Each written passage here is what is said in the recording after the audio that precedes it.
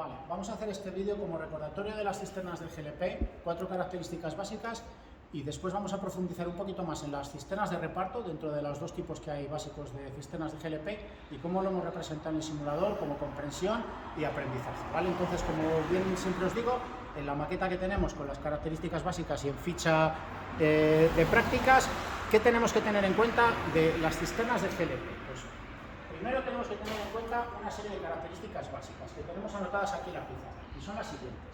Siempre son monocuba, ¿vale? Es decir, aunque luego por dentro sí llevan unos rompeolas, porque el gas va en estado licuado, ¿vale? Pero son monocubas, solo tienen un único compartimento.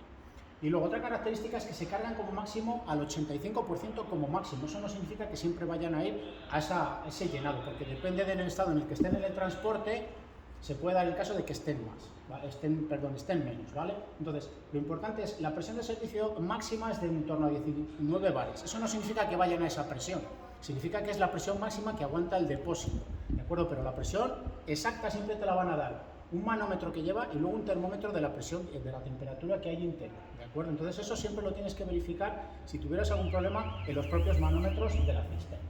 Y luego, otro concepto que hay que tener claro es lo que hemos dicho al principio. Tenemos unas que son las de reparto, que son las más sencillas, que solo tienen bocas de carga y descarga, porque el producto va del punto A al punto B.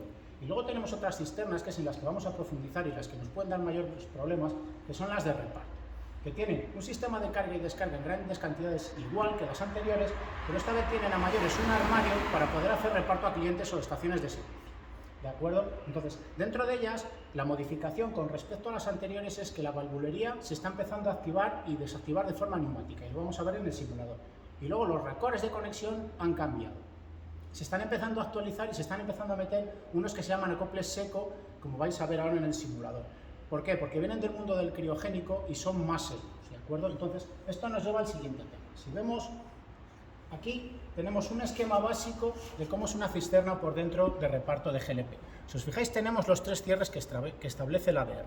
Tenemos la válvula de fondo, que es neumática, que es esta que tenemos aquí, que es igual que las de activación manual. La diferencia es que el vástago que abre o cierra el conducto se acciona con un cilindro neumático, y lo vamos a ver en el simulador.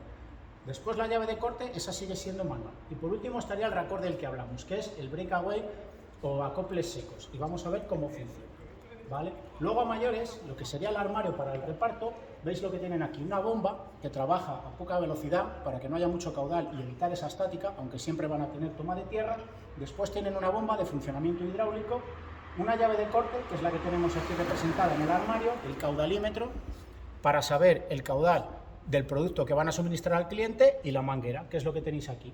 Y aquí tienen el puesto de carga. Este puesto de carga, descarga, apertura de válvulas neumática también le pueden tener en el lateral, ¿de acuerdo? Ahora nosotros en el simulador vais a ver que está en el lateral, ¿vale? Entonces eso nos lleva al siguiente punto en el simulador. Si os fijáis, como estáis viendo, ya no tienen escalera, porque las cisternas de gases no llevan escalera. En el centro lleva el parasol y está etiquetada convenientemente. Entonces, si nos vamos al puesto de carga o descarga, vamos a ver lo siguiente, lo que os he explicado. ¿Cómo se pueden abrir o cerrar las válvulas de GLP? Si os fijáis la válvula de fondo, si nos venimos un poco para abajo, vais a ver que tienen los cilindros neumáticos. Esos cilindros en reposo están cerrados. Igual que estas válvulas, cuando llevaban una cuerda estaban abiertas, aquí están cerradas. Y si os fijáis, ahora está presurizado. Y aquí tenemos las palancas, ¿vale? Pueden ser pulsadores o pueden ser palancas. Nosotros hemos instalado palancas. Mira, si os fijáis, en el momento que le das un toque, ya te ha abierto el cilindro. Y si lo cerramos, vais a ver cómo retorna, ¿vale? Siempre te abre, el transportista va a abrir para hacer la carga y luego va a cerrar por el retorno del muelle, y después tiene la llave de corte. Vamos a suponer que abrimos la llave de corte y vas a tener un tercer cierre. ¿Por qué? Porque este tipo de racores, los breakaway de los que estamos hablando, ya ven incorporado el propio antirretorno del tapón. Es parecido a los API de hidrocarburos, pero tienen mayor presión. De hecho, van bastante duros porque se meten con una clavija y al girar te abre el antirretorno, ¿de acuerdo? Va bastante duro, ahí si os fijáis sí puedo activarlo, ¿vale? Pero tiene una presión de resorte. Y luego esto que veis aquí suelen ser válvulas de puda, ¿vale? Suelen a veces venir con una pequeña sobrepresión también para si hubiera algún problema en el conducto, pero normalmente son válvulas de purgado manual, ¿de acuerdo? Entonces eso es básicamente, y si os fijáis, todo lo que nos vamos a encontrar siempre es un corte general con una seta. En el momento que pulsan aquí, te va a cortar todas las válvulas. Entonces si estuvieran abiertas, al pulsar la seta te cierra todo. ¿De acuerdo? Yo creo que con esto queda claro de cómo son las cisternas cómo podemos intervenir si tuviéramos algún problema con él.